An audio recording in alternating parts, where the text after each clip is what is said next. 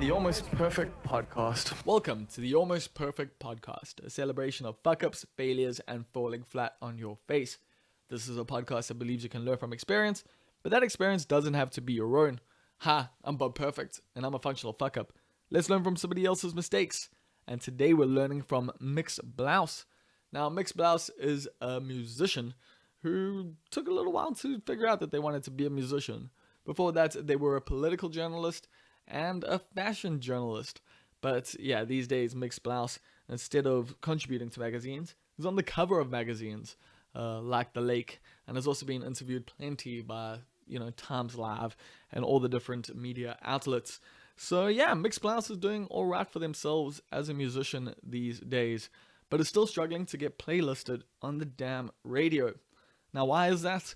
Well, in the podcast, we get into it and figure out it might just have something to do with Mx Blouse's gender identity, because they are gender non-binary, which means they don't subscribe to the boy-girl dynamic that the rest of society has, kind of gone along with for the last few years, the last couple hundred.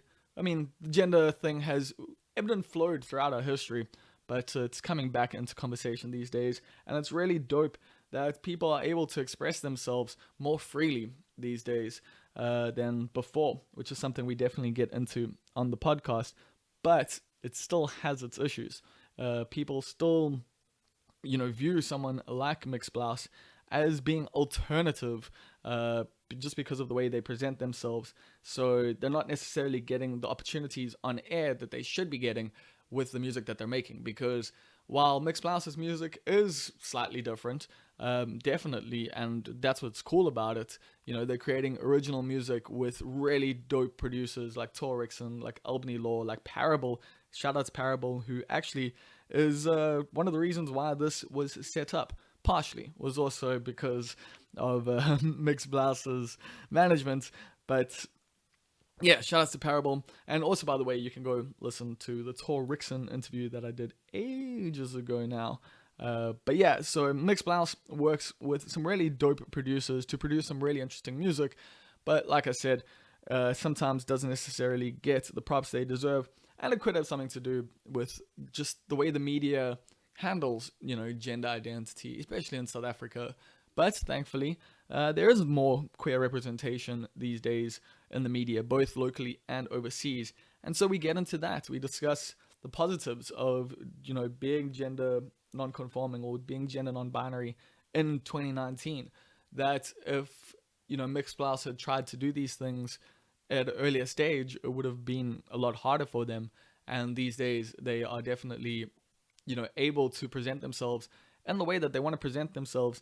And it's no longer, like I bring up in the conversation, in the freak section of People magazine, because that's what I remember, like gender non-conforming and gender non-binary people and trans people and just queer people who don't present themselves the same way that, society wants them to. Like, that's always been a thing that's been ostracized. And thankfully, times are changing, and that's dope, but they haven't changed. It's not completely done yet. So we do discuss that a little bit, but mostly we just get into Mx Blouse's life, and it's been an exciting one, and it's been an interesting one. I love the story that Mx Blouse gives us for their political journalism career. Turns out, used to be a producer for the Justice Malala show. I think it was a producer. That or showrunner. The person who has to do a lot of the behind-the-scenes stuff. And they've got a cool story with Gwede Mantashe, which you're going to have to just stay tuned to hear about. They also say that fashion parties are the best parties, and I've been to one or two, and they are pretty damn dope. But we discussed the golden days of blogging and influencers when brands just used to send people shit for free a lot. Like influencer culture these days, people are getting paid and stuff like that. But there was a wild west of blogging and of journalism, I guess, back in the day. So we banter about that a little bit, which is quite fun. And we also just discussed the Cape Town music scene. We discussed how Mx Blouse started making music, first as a fan, as a journalist who, interviewed someone like Torrixon, and is now a musician working with someone like Torrixon. So it's a cool thing about coming full circle It's a cool conversation where, another one of those things of you start out in your early 20s or your late teens thinking, this is what I want to do, this is who I'm going to be. And by the time you get to 30, you're like, I am something completely other than what I thought I was going to be. And that's a dope thing. And that's why I've been enjoying these podcasts in general. It's just getting the stories from people, finding out how people get to where they are. I love it. It's just because, the stories do get broken down fairly into the two different categories in my mind. This one's of the taking, different ways to get to where you want to be, or not necessarily knowing where you want to be and finding it as time goes on. And then there's those other people, those motherfucking, I don't know what to call y'all, but you're special because you know what you want to do from the age of 5. You're drawing and you're just like, cool, I'm just going to draw forever. And then you make that happen. Those people, I'm impressed. I'm impressed that you can have these goals that, take you throughout your life and just guide you. And you're like, cool, this is what I'm good at, this is what I'm going to do. But the rest of us are like, what the fuck am I good at? How am I going to get there? And it takes a little bit of a journey. So Mx Blouse is someone who thought they knew what they wanted to do. They wanted to get into politics, political journalism, and is now actually a musician. So I love that, and I think it's a cool story that you're going to enjoy. And if you do enjoy it, well, guess what? You can go and like us on Facebook. We are the Almost Perfect Podcast there. You can also follow us on Twitter at almost_podcast. I am Almost Perfect Bob on Instagram. And if you really like the podcast, you can chip in a little bit of cash. That's what you can do. You can pay $1 or $5 to be a patron on our Patreon. You go to patreon.com/almostperfect. And this allows you to get some extra access. I did let people know ahead of time that Mx Blouse was going to be on the podcast. So that's the thing. You'll get info about who's going to be on the podcast. You can get to ask questions. And I do competitions sometimes. So you might just win something if you go and be a patron over on patreon.com/almostperfect. And the competition we had last month, it's a bit weird because no one actually officially entered. Y'all did the thing you were meant to do, except for the final part. So I asked people to go and leave me a review on iTunes or Apple Podcasts, and people did, but no one did the next thing because I was like, send me a screenshot. Please send me a screenshot of it, because I'm meant to know who you are on iTunes. Come now. So no one's done that yet. So I guess the first person to send me a screenshot of their review on iTunes will win themselves a Winston bar tab of 250 Rand and free entry for you and 3 friends to any gig over the next month or so. I don't even know if there's that time limit of the next month or so. Just, yeah, we'll discuss it. Just email me at almostperfectpod.com. Almostperfectpod.com, I wish. Almostperfectpod@gmail.com. And yeah, send me the screenshot, send me the vibe, and I'll give you that bar tab. That's simple. Thank you to everyone who has actually reviewed the podcast over on iTunes. It does help a lot if you can carry on doing that. That would be cool. If you haven't done it yet, go just write saying that you enjoy the podcast, or just leave the stars thing. The stars thing is great. You can also obviously subscribe on whatever app you use. We are on all the platforms. We're on Spotify. We're on Stitcher. We're on most of the podcast platforms. One other thing I do have to note about this episode, unfortunately, the sound quality is not as good as the last few that I've been doing because we had to record directly on the Zoom mic, which is great. It's still, pretty good quality. Well, it's good quality. It's just not as great as what you're hearing right now because, unfortunately, one of my microphones isn't working at the moment. I'm not too sure what the issue is, but thankfully, there are enough patrons and there's a bit of money in the Patreon account that I'm going to be able to hopefully get it fixed soon. So thank you to everyone who has contributed to the Patreon. You've allowed me to do so much already. I've managed to just improve the podcast in, small ways, bit by bit, with getting more equipment. And so thank you so much to everyone who has done that. And thank you for listening this far. So far, here comes the Almost Perfect Podcast with Mx Blouse. How am I living? Mansions and Benzes. That would be nice. I'm living nice, Yeah. But my definition of nice wouldn't be Benzes and Benzes and mansions. It would be To Durban to perform a cool gig at Sunday school. 100%. You said it went really well, even though it was windy and cold and everything. It went so well. Yeah. So, I mean, I have no reference for what a good Durban gig is. I mean, if people show up, it's a good Durban gig. Listen, people showed up, and best of all, they were engaging with the music. It seemed some of them were familiar with the music, which was a really great thing for me. Well, weren't you expecting that? Like, you're the headline act at the gig. 100%, but I mean, I'm not exactly a mainstream artist. No, but your name's out there. You've been, especially in the internet circles, like, your name's been around. You've been on Times. You've been on the cover of The Lake. Yeah, I don't know. I guess I spent so much time just like between Joburg and Cape Town, and I kind of think of them as, because I play gigs there. That's where people are aware of what I do. But of course, in my brain, as much as I put my music out on the internet to make it available for everyone, you don't realize it's actually reaching people. You never realize it's actually reaching people. It's like, it's a magical thing that to be able to reach people in places so far and wide. It is, like, that's, I think, the thing we all are so lucky and grateful for. Like, any creative in 2019 has to be, like, just so appreciative of the internet. Yeah, 100%. I don't think, would I be able to do what I'm doing without the internet, It would be such a struggle. It would be such a struggle, because I think back in the day, I would have had to wait for some A&R to spot me from some record label, right? And looking at the kind of artist that I am, first of all, I'm gender non-conforming, which is something that people are just like, what the fuck are you talking about?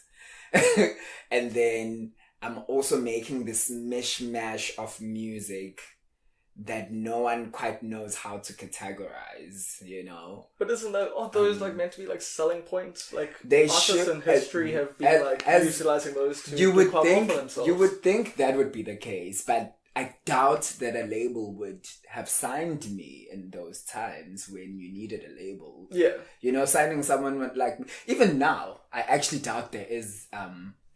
there aren't too many labels that would look at me and think, okay, this is someone we can sign. And so the internet really plays a huge role for me, definitely, in what I do. I don't know how people did it before. Jeez. With the industry, essentially. Like, I just look back at history and nothing really seems organic.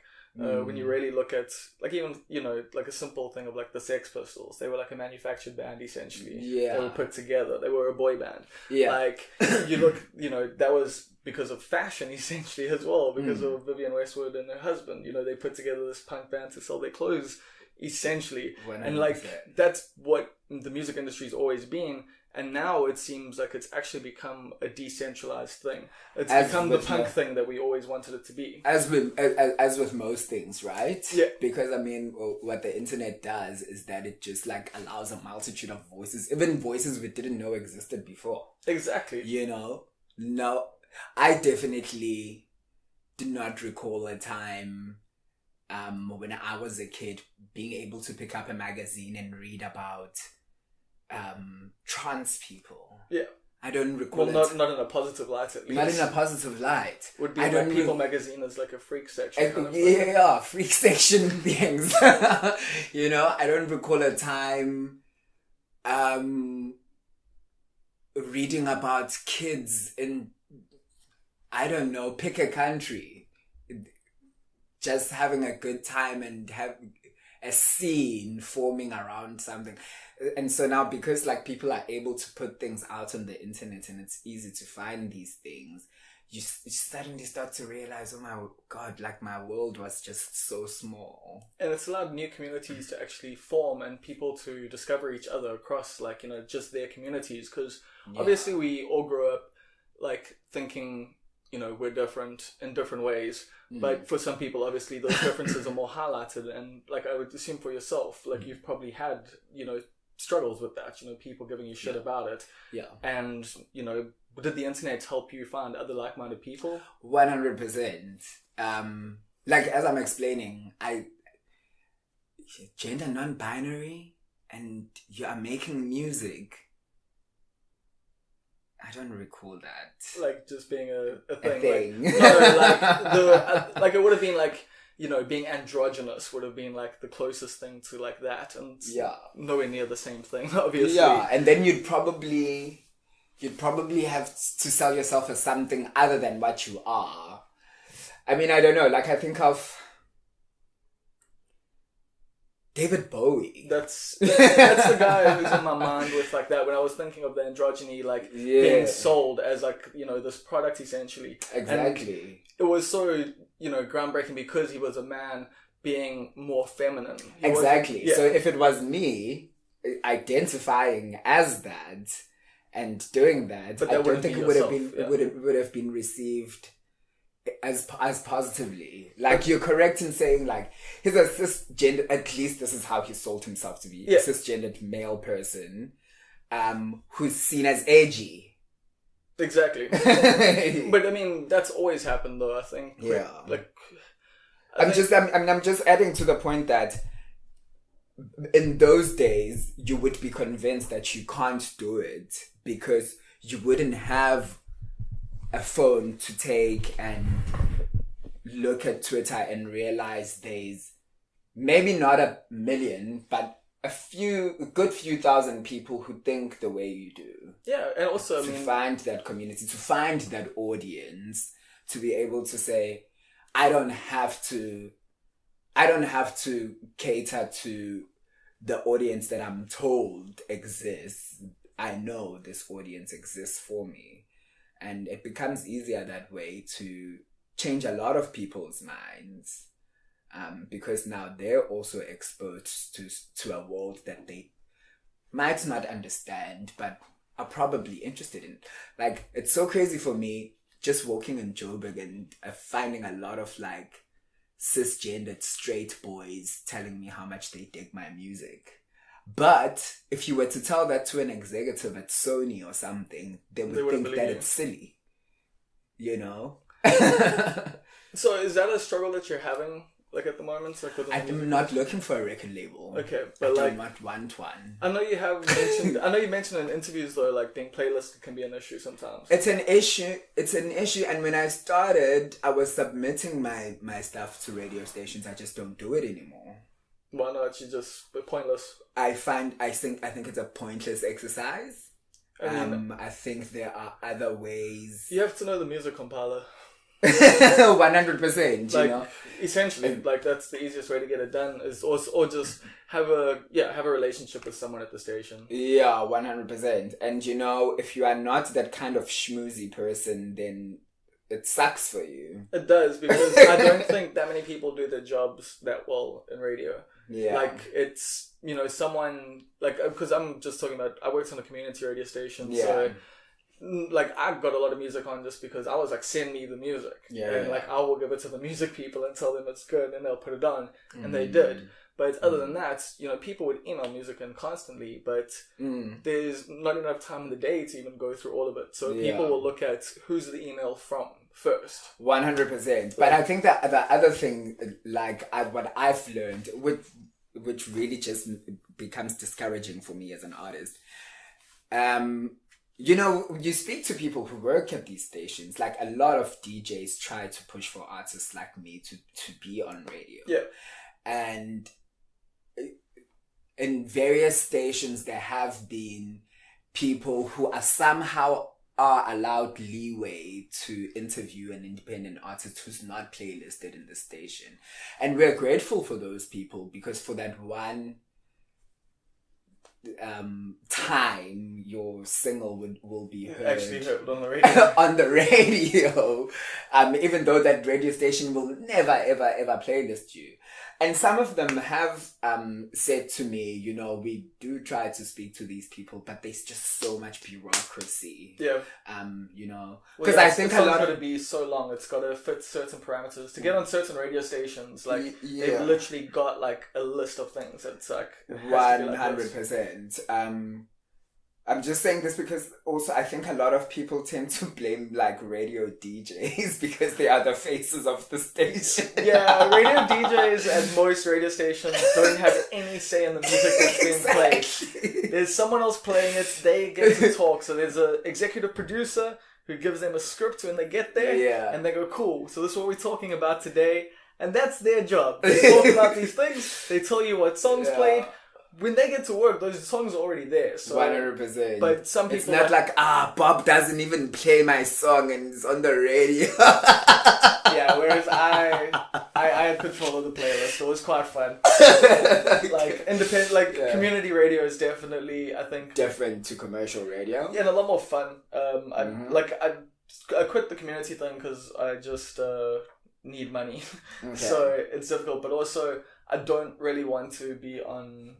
like mainstream radio because I just feel like there's guys doing it well, you know, like Nick Hammond and stuff, like, you know, like that would kind of be my kind of role, you know, like would be someone who knows the rock music scene but also crosses over and like, you know, has a lot of musical knowledge and stuff like that. But the thing is, I'm like just an opinionated asshole who said so much shit that like if I ever got like on a major station, like I think I would last 2 days before my tweets are fired. That's hilarious. But yeah, just to get back on the radio thing, I'm not anti my music being on radio, but one, I've tried. I've tried, it hasn't happened, and I totally get that my music probably doesn't fit with a lot of formats. But what I struggle to understand why. I find that my music has quite an appeal. Yeah, your beats are a little bit interesting, but like the general sound is, you know, like palatable. No, it's not like just palatable. It's good. Like I enjoy it. But what I'm saying is like, you know, it's got traditional sounds to it. It's like, but you pick cool people to work with who do non-traditional things like with the music, like guys like Torrickson and Albany Law and stuff like that. But what you're doing is still delivering raps essentially. Like 100%. So like, I don't get why it's such a strange thing. Yeah, but I mean, at the end of the day, you also have to realize, like, I think my presentation as an artist also just jars a lot of people. Your visual presentation. My visual presentation. And you can't divorce the visual presentation from the music. No, it's a big component of it. You know what I mean? Well. Like, so, because I remember one email that I got from a station that I won't mention was like, the sound is too alternative. And in my head, I was like, no, the sound is not alternative. You looked at me and thought alternative. Because the song was probably just like a straight up like song that would fit the radio station. It's Pugu Pugu. Oh, okay. I mean, come on. I've heard songs that sound like it, like on like stations. So I'm with you there, man. That's fucking. But then at the same time, like you get acts like Fucker who are like being played on major stations now. So do you and the kind of talk are they being played on major stations? I mean, aren't they? I've heard one or two. I mean, I don't know. I don't know any local station that playlists Faga. But they've certainly been shows that have played them. Because I've heard them on radio and but also walking around Durban, I hear it like every now and again, like one or two of their tracks like out of taxis and out of things. So like to me, like their songs are starting to penetrate like the mainstream, like it's gum, as it should. Yeah, you know what I mean. Like that's the sound of now. If you are saying you are not playlisting Faga, you better have a good fucking reason why not. Yeah, because they're fucking kids. You know what I mean? But, but like them, and then like the kind of completely different genre, but being a queer artist in South Africa who's obviously like probably like one of the biggest now, like in South Africa and internationally. 100%. Does that give you like hope, like of being? Because you can hear Nakanye on any station now. Like, I've always been a fan of Nakanye's, even way before Nakanye got as big as Nakanye is right now. But I don't know, man. Like because like you were saying earlier, like you didn't have that representation growing up, but now slowly but surely, like in the mainstream, you start to see more people. Yeah. I think it's nice to see that there's more people who don't fit. And for me, it's just like beyond even gender or sexuality or whatever it is. Just like different people of different kinds are just doing things now, Lizzo, is that how you pronounce her name? Probably, or Lizzo. Lizzo, I don't know. Who else can I think of? Just like the diversity that is being allowed to exist in the cultural space now, that's encouraging for anyone who is different. I can't, there's no one artist that I can pinpoint. Oh, no, that's the thing. I wasn't trying to say like one artist or whatever. I was just saying like in general, like, does it appear like are you more hopeful, even though you've had this issue with radio, like of not being playlisted and stuff? Does seeing other artists, like other queer artists and other artists doing different things, succeeding at it and being playlisted and getting on covers, like, I mean, you've been on fucking magazine covers, so I hate that like the playlisting thing like hasn't really happened for you yet. I don't, and I mean, I like I said, because I don't submit anymore, it probably isn't going to be happening anytime soon. Fair enough. And but do you think you can go without, like, I mean, your career already is doing fine without it, so... I mean, my career could do better, but... Sure. I think everyone's... I just don't want to expand as much energy as I need to in order to convince some music compiler somewhere that they should put me on radio. Okay.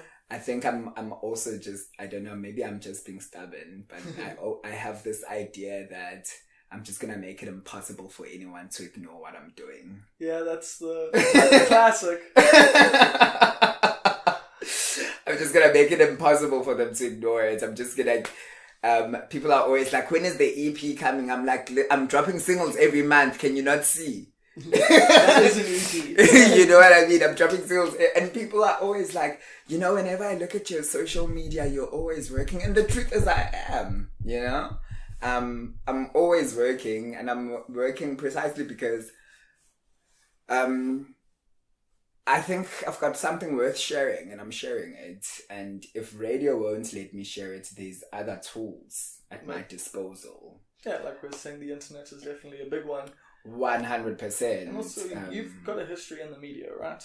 I do. I worked as a journalist, and I thought that's what I was going to do for the rest of my life. But life always has other plans, which is great. Jesus. So, tell me about that. Like, just how did you get into journalism and why? I took a gap year after high school because I had no idea what to do. I had registered for a sound engineering course. I registered for a fashion course. So something creative. Like... Yeah, I registered for a ton of things, but I never attended anything. So I ended up... Sorry, do I keep... It's all good. I ended up just like confused as to what to do. So I took a gap year, worked as a barman. And then during that year, I was thinking to myself, okay... Because I didn't have a lot of money to study. There was just like a chunk of money that was like, okay, here you go, sort yourself out. And so I had to make fast decisions. You had to make the correct decision. Yeah, exactly. And I was like, okay, the only thing I know how to do is write, and I'm a curious person. Ta-da! Journalism. And so, did you think just regular journalism, or were you like... I thought I was going to do politics. Ooh, I mean, snap. In South Africa, that's the elite. That is, and then you're gonna get your book deals. 100%. Work for the Daily Maverick. You know, if you're a political journalist, it's big things that. And you get to speak at like events. At some point, you know, if you are these political journalists, you become a spokesperson for Minister Mang Mang.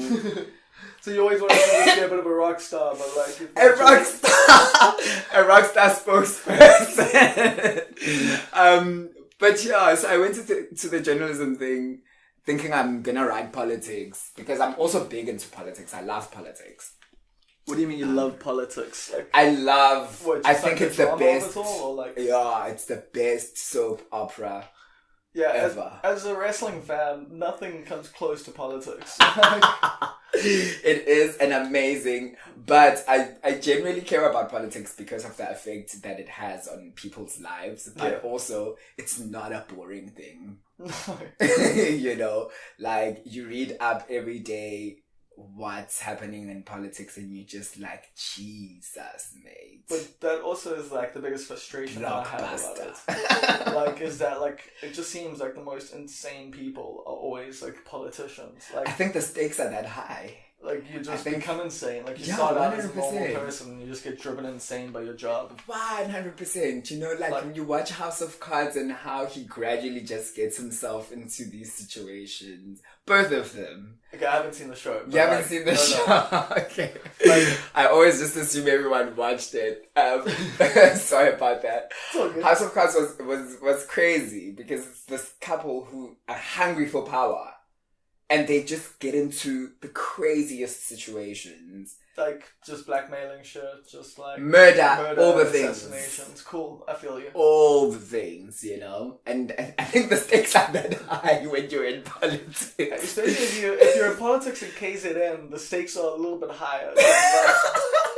Like, it's kill or be killed. And like, Bruh, it's lit. It's lit. It's lit. It's like proper... Generations doesn't have, I don't know what soap people watch these days, but that shit ain't got shit on politics. Like the truth is stranger than fiction, essentially. Bruh. And then Donald Trump is, that is on another level. American politics is just another level. Well, yeah, like they're a prime example of what happens when like TV literally poisons you. Yeah, 100%. It's crazy. It's just like, oh my god, this is like a bunch of crazy adults and they run the world. But yeah, so I thought that's what I was gonna do. You're gonna cover all these. I was gonna cover all of these crazy things, and then I started working at Reuters. Oh, nice. So you just started at the gate at like the biggest. No, so I was looking for that. What do you call? The hours that you need to complete for your for school. Okay. Work experience vibes. Yeah, and then so internship. I can't remember how I got into Reuters. I think I met one of the guys who worked for Reuters TV, so video dude. And I was like to him, yo, I need to complete these hours for school. I can't pass if I don't have these hours, so do you mind if I shadow you? Or something like that. Worked with them for those hours, and it turned out the intern was leaving. And just perfect timing. Perfect timing. It was December, and I, like, the day after I finished my last school exam, I was starting my internship. That is awesome. It was great. And the internship finished within a year, and next thing I had a job at ENCA. So, I mean, so you got to do the politics thing a little bit. Yeah, I did. I was producing Justice Malala's show. It was hectic. Wow. I remember Gwede Mantashe making me shit my pants. Were you having to make phone calls to them? Yeah. So I had to get Gwede Mantashe I had to get Gwede Mantashe on the show, and this Bali is just like hectic, bro. And I'm thinking, oh my fuck, this man is not gonna pitch for the show tomorrow. Because it was a live show. It was live, so you needed the... It was a live show, so Gwede Mantashe hasn't confirmed, and it's Friday afternoon, and my boss is like, we need to put a promo on air. Is Gwede Mantashe coming or nah? So I wrote the promo and said Gwede Mantashe is coming. And this man was just refusing to give me confirmation. We put the promo on air, so now I don't have a choice, and I'm sitting... You rolled your dice now, like Maryland. This is Saturday night now, and I'm thinking, fuck, I don't know what I'm gonna do if Gwede Mantashe doesn't pitch tomorrow morning. Did you not have a backup plan? But I had zero.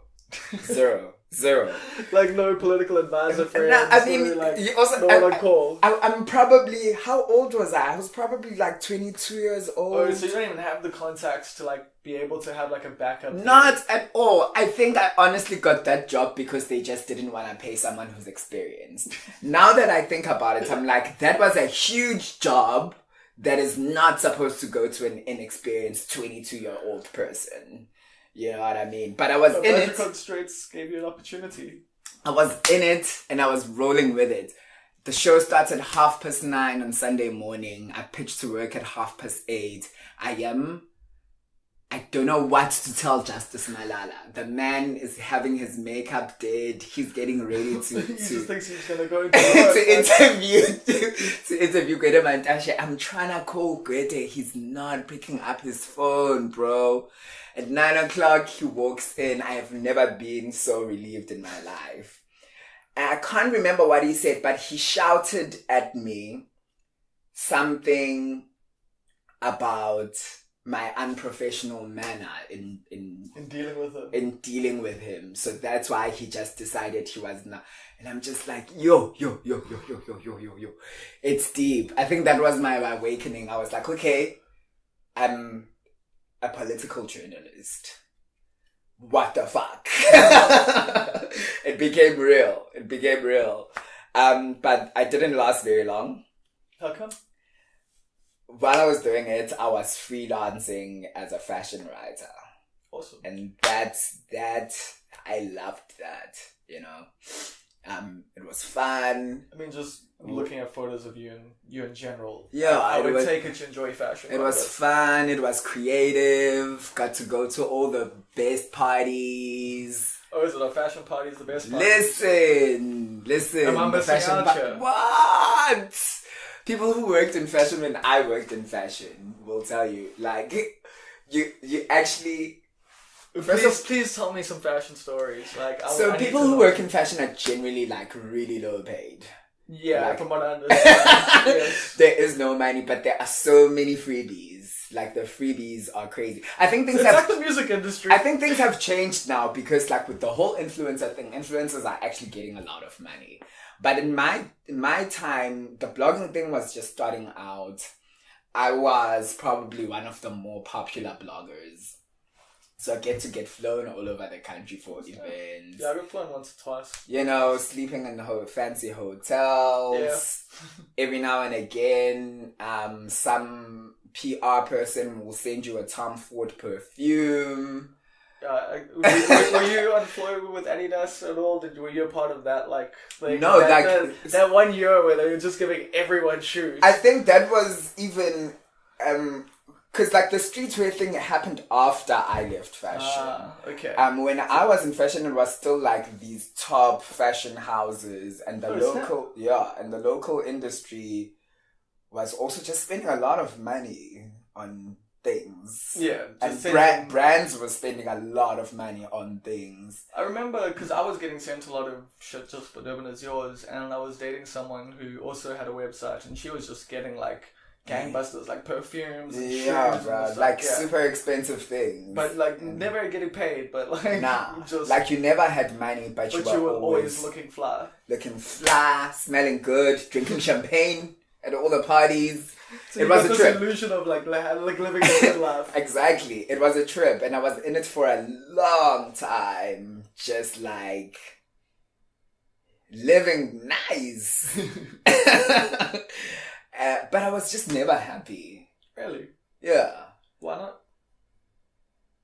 I think deep down inside me, I knew that's not what I was supposed to be doing. But was it just too shallow, or like, just? I never thought about it. I just felt depressed all the time, you know. And so you just like, I need to make a change, and then I need to make a change. So I got out of the journalism game, went the consumer trends research way. Okay, what is consumer trends research? For those who don't know, it's market research basically. Okay. It was super interesting. I worked for an agency that basically advised big companies and advertising agencies on strategy. Okay. I think like what strategists do are supposed to be doing in ad agencies is what you were doing. Is what we were basically doing. Obviously with a lot more research into it, because we had to prove what we were saying. We couldn't with stats and like 100%. Did you do trend forecasting at all or anything like that? Yeah, that's part of the whole thing. Okay. So you have to forecast trends. Was super interesting. Yeah, and like, but what's that like? Like, I mean, what's your like hit rates like when it comes to that kind of thing? What do you mean hit rate? Like you're predicting a trend. How often did they happen? It's actually not as difficult as most people think it is. Okay. You know? Talk me through. So, like, the woman I learned from used to say to me, if you see something happening 3 times, always use that as a sign. Okay. So you start at, okay, I've seen this once, I've seen this twice, I've seen this 3 times, and then start investigating. Most trends are informed by, at the foundation of it is a need, is addressing a need. Okay. So how you anchor whether a trend is real or not, because there are many that aren't a real thing. Yeah, they're just in the sense that media. In the sense that they won't change consumer behavior. Because our thing was pinpointing consumer behavior and how it will inform buying decisions in future. Okay. You know, and if you can't link a trend back to a certain need, you know it's not a trend. And then you look at other factors, including what's happening politically, what's happening where that person lives, economics, and there's a lot of different strands to it. But when you put it all together, you are able to see that this is a real thing. And it's gonna be sustained because of 1, 2, 3, 4. It's rather scientific. No, like I get that. Like I find that fascinating because I like data-driven stuff in general. Like I think. Yeah, and we also use a lot of history. Like you know. Because trends are cyclical, essentially. Yeah, 100%. You know, in the 60s or was it 70s? There was protest, freedom. What do you call it? Are they called hipsters? What are they called? Hippies. Hippies. The whole hippie movement happened because of certain factors in society. So you always use the past to also look at how people can affect the future. Reacted to certain events. You know. Okay, that's really interesting. But do you use that at all in your music? Like when you're creating something, like no, you haven't looked at like trends at all, or why not? No, because would that be disingenuous for you? Yeah, like this is for me to express myself. Okay, you know, you know, I definitely like using the knowledge for other things. Like, I understand that I have to put out content and good content at that. Yeah, so there's strategy involved with that, obviously. Yeah, there's always a little bit of strategy with that. You know, I'm constantly reading things like when is the best time to put out content. I've been through that thing so many times, and like I'm so over it. I'll just put it up when I'm ready. It's ready now. Cool, let's do that. Look, it's a lot of work, but these things work. But they also work with consistency. This is the other thing. I think a lot of people forget consistency. So you said you're putting out a single every month. Is that? I was lying. No, hell. Only because I was gonna say I saw the last thing I heard from you was in January. There was a video. I mean, I've generally been putting out work at an increased rate lately. There's also features coming out. I had one with just Jabba. Oh, cool. Coming out recently. 2 weeks ago. Yeah, he had a good album, I think it was, on my head? Or was it no, so this is part of an EP that he's working on. So this is like the first single from the EP. But he had a release. He had an EP last year. Yes, okay, cool, yeah. Yeah. So we did a track together, and I did a track with Maramza, which snap, that's awesome. It's coming soon as well. But my own track, the last one was in January. Yeah. Okay, cool, yeah. Oh, no. Because you put out the video... May. Okay, what was that? Sorry, my bad. Ugufa. It's a new track that I put out. Yes. And what's the deal with that track? I don't know. 3 weeks ago. Okay. It's rather new.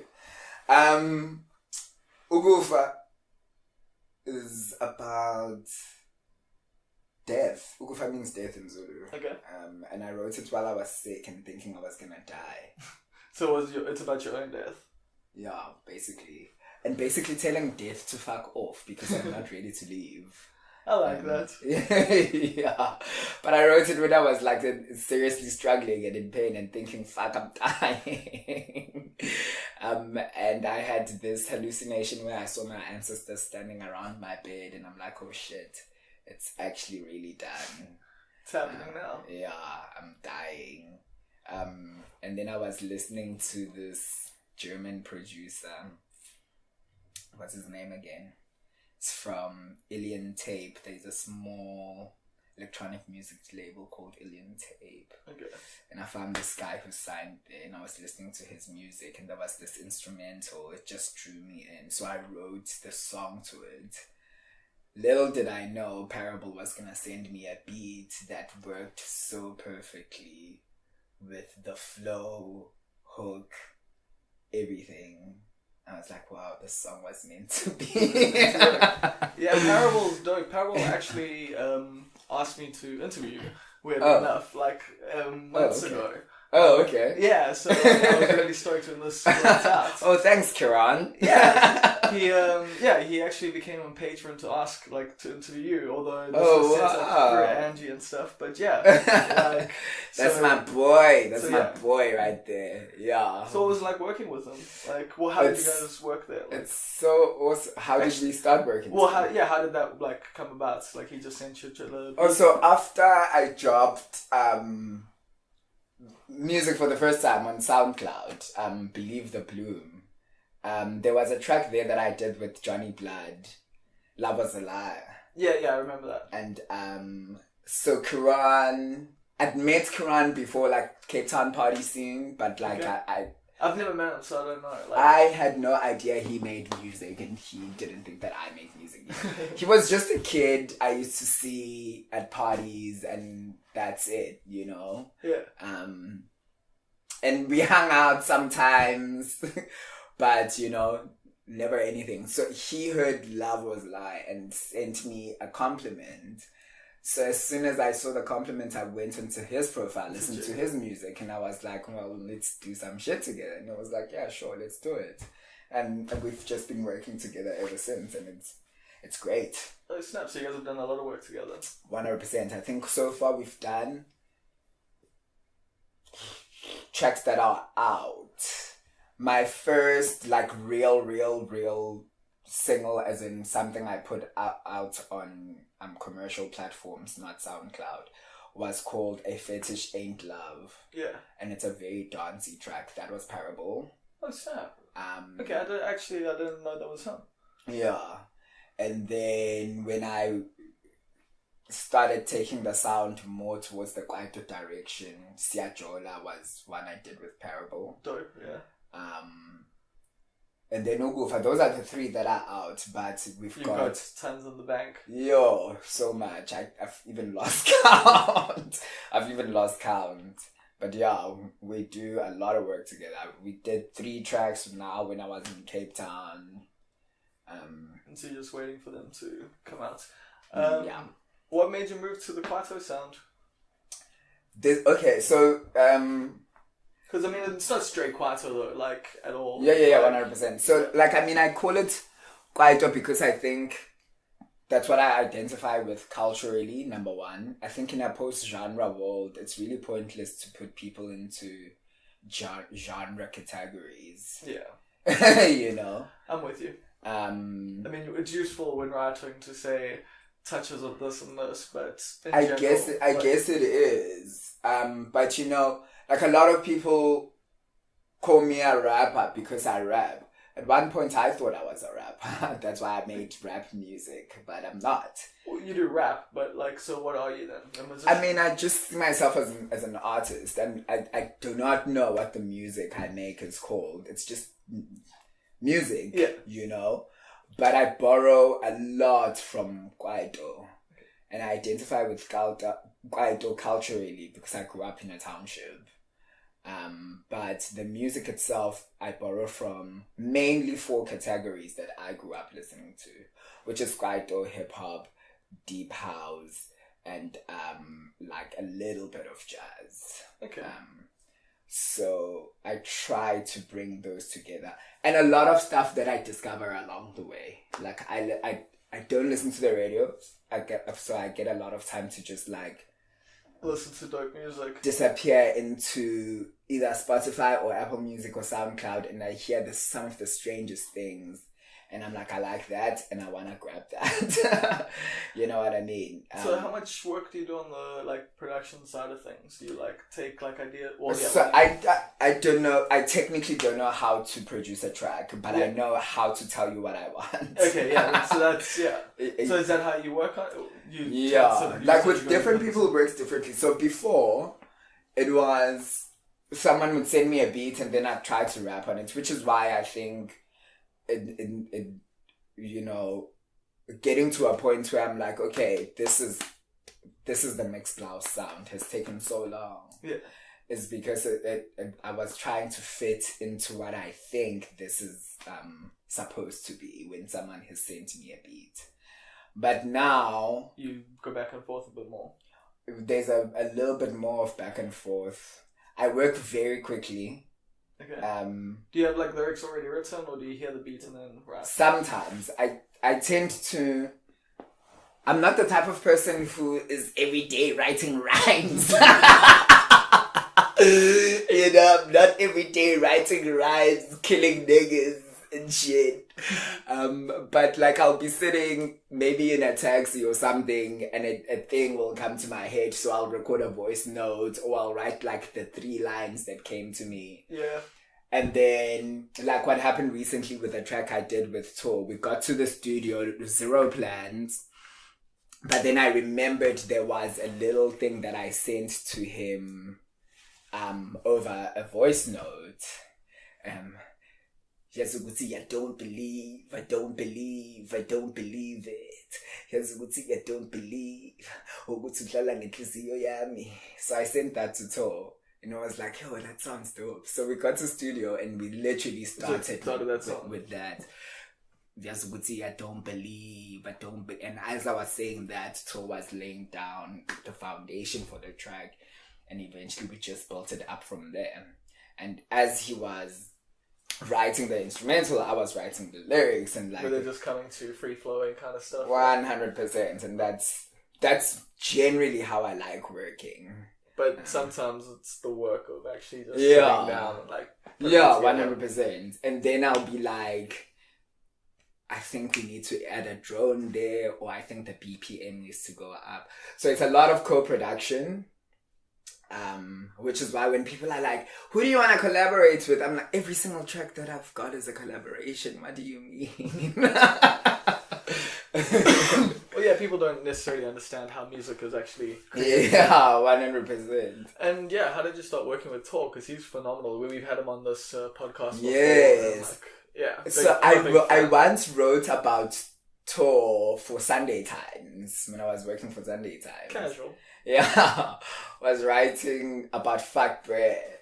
Oh, dope. Yeah, and then I went. That wasn't even that long ago. Yeah, it was like 2012, 13. Yeah. Oh wow, that is no. 2014. Maybe 2014. Damn, I'm getting like time passes you by. And I was still living in Cape Town, and I went to yours truly one afternoon, and he was playing there, and just like massive set. I'm just like, oh my god, I'm in love with this man.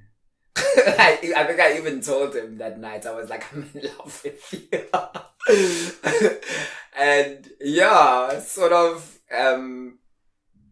would go to Tor's gigs around the city. But I never. So you were a fan the whole time? I was a fan. I was a huge fan of Tor's music. Because Tor's a fan of you. Like, we've chatted, like... And he's, yeah, I'm a huge fan of his, yeah. And I think he also heard Love Was a Lie. Okay. Yeah. So you think that song did a lot for you? Definitely. That's why I keep re-releasing it. So is that your favorite? Okay, I've only re-released it once. But yeah, that's... Is that such a favorite from the early stuff? It's a favorite from the early stuff. I hope Johnny will write something like that for me again sometime. Yeah, I haven't heard new music from him in quite some time, actually. Yeah. Next time he's in Durban, definitely going to get him on this podcast. Got a long history with him. I think he's mad talented. Mad talented. But yeah, that track... because I think it has elements of who Mx Blouse became. Yeah. You know? So I guess that's why it resonates so much with me and people who listen to me, because I guess there's something genuine in it. Yeah, definitely. I get that. Yeah. And then, yeah, you get to fucking work with Tor. Like, so after being a fan, you like, and so you weren't even making music, like, when you were a fan? Like, no. That's so cool. So like you hadn't even thought like I'm gonna start like rapping, singing, like making like tracks at all. I just really dig this guy's music. I was thinking about it, but it felt like a silly idea to me. Yeah. You know? And I think it's like that for a lot of people, like, you know, youngsters, like, I mean, I just think about myself, like with stand-up comedy, you know, like not thinking it was a thing you could actually do. No, it was just like to me, okay, so you like having a good time and you like singing about it. You're not gonna make a career of it. Like, come now. The most you will do is DJ at parties. And I did that. I was DJing at parties in Cape Town. That's how Johnny started. 100%. And then, I can't even remember how Johnny and I got to... I think I must have been super lit and I was just rapping. That was like his first project. Like, yeah. Because he put something out before. Yeah, he had like a few little tracks that he had done before. Yeah. But that was like the first like EP thing. Like. Yeah, 100%. And then he was like, yo, I'm gonna send you beats. And I thought he was just fucking around. And I was like, okay, cool, whatever. He sent me a bunch of beats. And you're like, now I'm gonna rap. Yeah, and then that's how I started, and I just started rapping, and that was it. I mean, writing is something I've always done, like since back in high school. But yeah, it was that thing. I just never thought it was a real thing until quite recently. Well, yeah, when did you actually get started making music? And so was that just the catalyst? Was Johnny like sending you beats? 100%. That was the catalyst. And I remember we went to perform at Waiting Room and I didn't know my lyrics.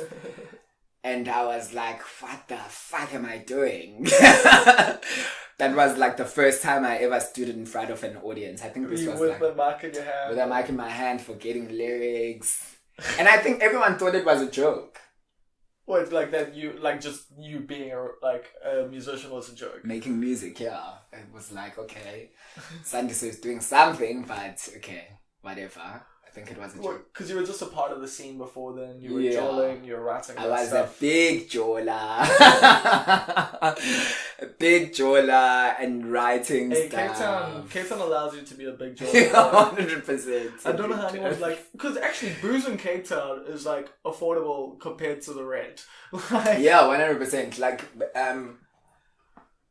And And Cape Town parties was there are lit. Like when they work well. 100%. Everyone in Cape Town loves a jol. Yeah. So whether it's at an event or anywhere, it's just a jol. Yeah. And I think the difference for me is that, like, in Joburg, we spend a lot of money on the jol. Yeah, because just getting to the fucking jol is... You know what I mean? nightmare. In Cape Town, it just feels accessible. The jol is, like, super accessible. Yeah, because, I mean, everyone I know stays near the city, or they stay, like, down the coast, and even that's still dope. Yeah, so definitely, because I was part of that city bowl scene, everything was easily accessible for me. So I guess if I lived outside of the city, it would be a completely different story. And you see people moving out of the city just to make sure that they can't, like, go, like, be a part of that life. Like, you see, like... yeah, no, definitely. It's very much a privileged enclave. Yeah, like... And then what made you move to Joburg? Because, well, we haven't even discussed, like, you originally being from KZN, but maybe we'll get to that later. But, yeah. So I moved to Joburg with my mom when I was 12 years old. Okay. Oh, so you originally in Joburg, moved to Cape Town to study? Or... No, I moved to Cape Town because I was sick and tired of journalism. So you were a journalist in Joburg? Yes, okay, I started working I started working in Joburg after varsity. And then I just got tired, mate. I went to Cape Town this one December to house sit for a friend and just never came back. I know quite a few Durbanites. And I just never came back, and I ended up staying. I stayed in Cape Town for about 6 months, and Oh, you made a lot of connections in 6 months. No, it was very hard for me to get into. Really? Cape Town was super difficult to get into. Oh, so was this the first period of time? This is the first 6 months that I spent there. And I remember someone in Joburg who I met at a party called me at the end of that 6 month stint, and they were like, "I've got a job for you." I packed my bags and left the next day. So you hated it in Cape Town? I hated it. Packed my bags and left for Joburg immediately when they said they had a job for me. Because, I mean, that's the Cape Town experience that everyone knows and loves. 100%. Like, that it's impossible to, like, I mean, I've even experienced it, like, when I go out in Cape Town, like, and I try, like, just talk to someone, and they blatantly ignore you. Yeah, like, no. to your face, like, they just don't respond, and you're like, okay, this is fucking weird, but... It's really difficult. But so I came back to Joburg, and went back into journalism, and I hated it. So you spent a lot of time hating things. Yeah, 100%. I've spent most of my life hating shit. Your music doesn't sound hateful, so I'm glad you managed to... I'm over it. That's how I know I'm over it. If I wasn't over it, I'd still be talking about all of that shit that I hate. But I'm over it. I'm like, whatever, it's done now. Now you find you're happy. 100%. I only worked that job for 8 months, and I was on another flight back to Cape Town. But why back to Cape Town? Why? Because now I started missing. So I had this one friend of mine, Mali, who lives in Cape Town and loves it, and we would go do nice things, man. Driving to small places, hiking, and all of that. And I was like, actually, it's nice. That laugh. Nice day, Cape Town. And I went back and I was like, okay, this time I'm just gonna make it work. Like, no matter what happens, I'm just making it work. And I did, and I made it work, and I'm glad that I did, because that's when I started getting into the DJing. Yeah, that's where you made all the connections and helped you with music. Exactly, and that's where everything started for me. But then again, there was a time when I got a job at another market research company, and I hated it. I was like, fuck it. Left, but I had so much savings, I didn't know what to do with them. I've been very stupid about money for a very long time. I think I had about 60k. Oh snap, nice. And I blew a lot of it jawling hard. And then I just got on a plane and I went to Southeast Asia. Some laugh, man. Yeah. Got to Southeast Asia and I had those beats, some of those beats that Johnny had sent me in my laptop. And I was so bored sometimes being in Asia. I'm not a sightseeing sort of person, like that shit bores me. Yeah, I enjoy it like the first day. I really just don't like it.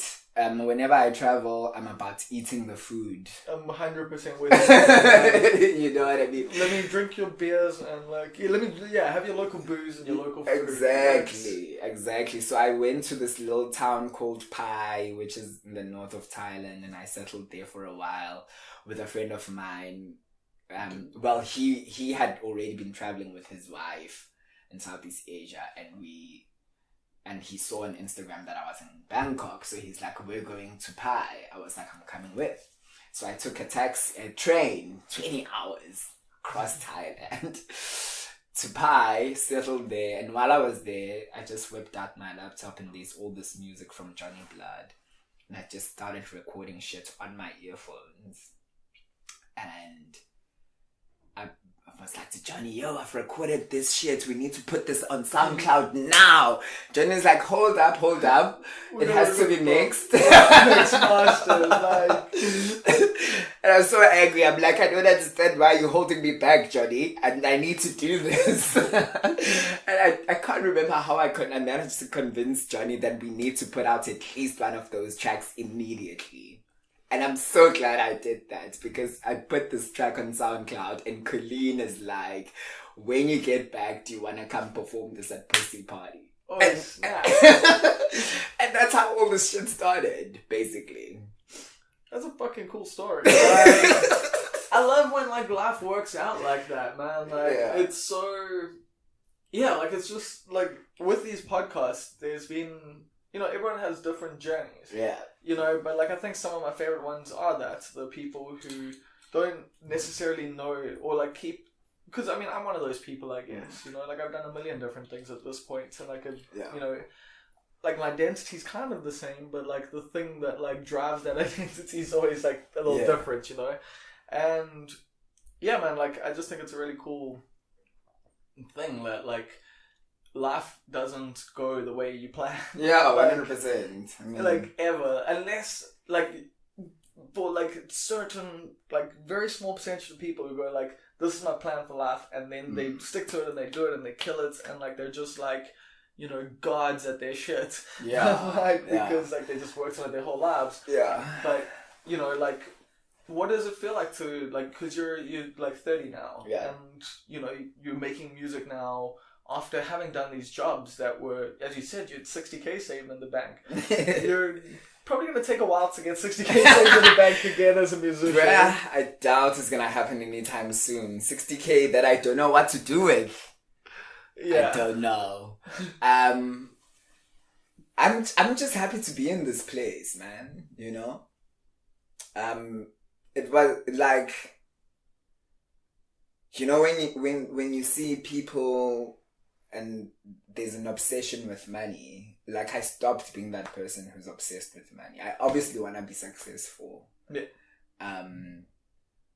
But I'd be lying to you when I say like when I think of success, I think my life will be easier, but I never think I dream of having 1 billion rands in the bank. I never think that way. Like I'm always thinking, now anyway, I'm always thinking, oh my God, when I'm spending 3 months touring Europe and touring Asia. That's my thing, like with money as well. What am I going to put it into? Like, you know what I mean? So like for me, it feels great to be at a place where I am now doing something that makes me think that big. When I was a journalist, I never thought, I can't wait to write a book about Jacob Zuma's scandals. So it's really dope to be in a place where you're actually dreaming like big now. Yeah, 100%. That's fucking cool, man. Because like just the going from being unhappy, making all this money, because you got to do so many things also that other people would love to do, but it just wasn't for me. Yeah, it wasn't my dream. It was someone else's dream. and you found a dream later in life. But actually, was music always like a bit of a dream?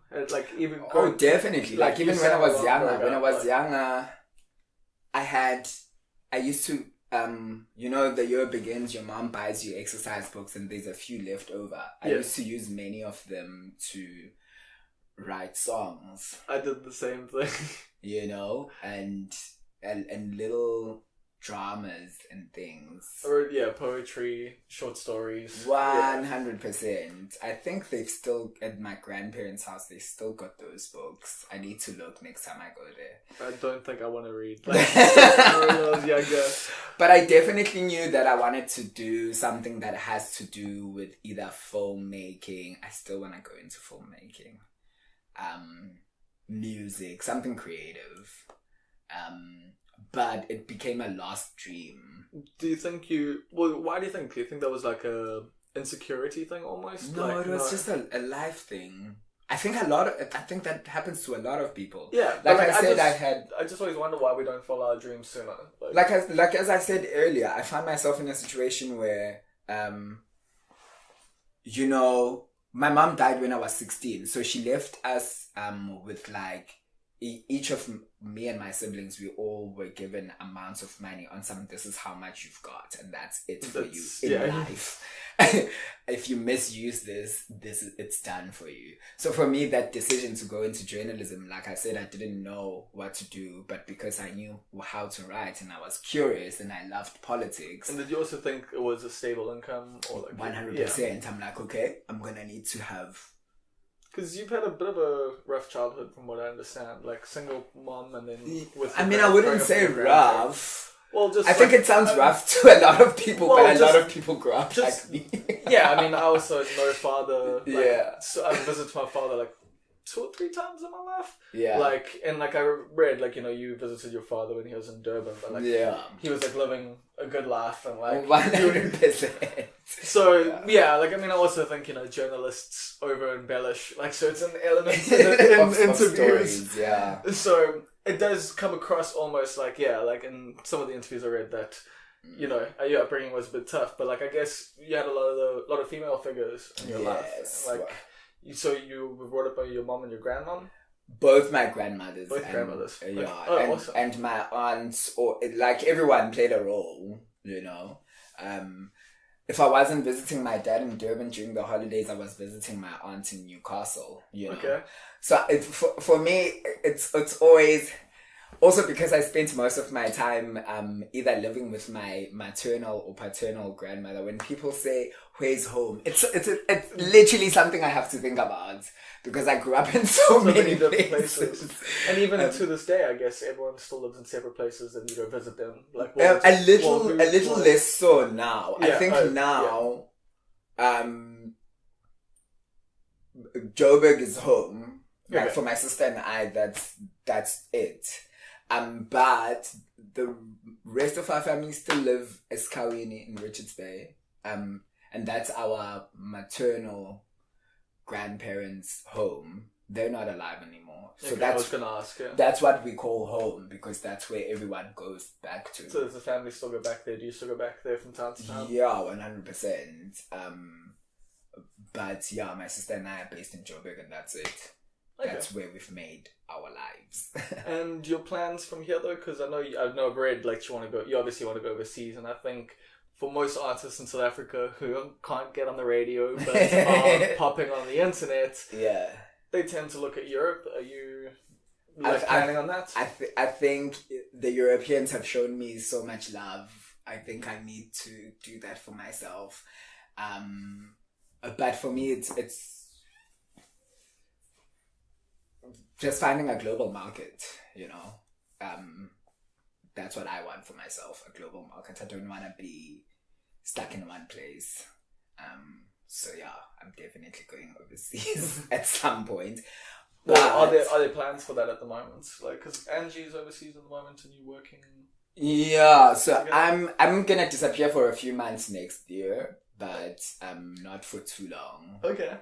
Yeah, just a few months to do some work there. And while I'm there, I'm definitely going to be promoting my music. Okay. But before I leave, I want to put out this hot EP that I've been working on. So that's your plan at the moment? That's my plan at the moment, putting out the EP, hopefully 1 or 2 videos. Who have you worked with? What's it called? When's it coming The out? EP. Yeah. Tell us all the things. It's 6 tracks. It's a dance EP. It's dance music. I'm still rapping, but it's dance music. I worked with Tor, obviously. There's a track in there from Parable. Dope. There's a track in there from Zara.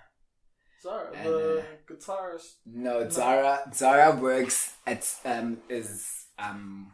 co-label owner at Stone Soup with Parable. So she produces her own stuff, but she's also a very talented producer. Okay, dope. She's also on the Satronica. That's just come out recently. That's just come out. Yeah.